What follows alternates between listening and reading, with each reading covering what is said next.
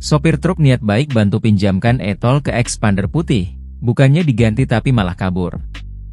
Tengah ramai video yang menarasikan momen saat sopir truk meminjamkan kartu e-tolnya ke sopir expander namun bukannya diganti tapi malah kabur. Hal itu kini ramai usai diunggah di sosial media, salah satunya akun Instagram @jabodetabek24info pada Sabtu, 3 November 2024. Bukannya ganti, mobil ini kabur usai dipinjamkan e-tol oleh seorang sopir truk di gerbang tol, tulis keterangan pada unggahan. Pada unggahan, terlihat dashcam truk menyorot situasi saat sedang berada di sebuah gerbang tol. Nampak di depannya terdapat mobil expander putih. Tak lama kemudian sopir mobil pun turun dan menghampiri pemilik video. Ternyata, disebutkan jika sopir expander itu meminjam kartu e-tol ke sopir truk.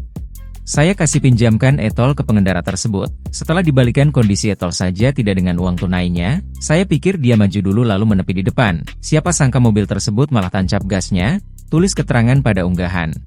Terpantau pada video rekaman, usai meminjam kartu e-tol, sopir expander itu malah kabur meninggalkan sopir truk.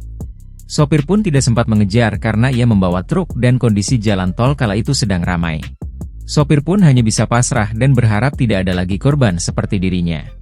Belum diketahui lokasi kejadian, namun disebutkan waktu kejadian terjadi pada Sabtu, 2 November 2024, sekitar pukul 9:38 waktu Indonesia Barat.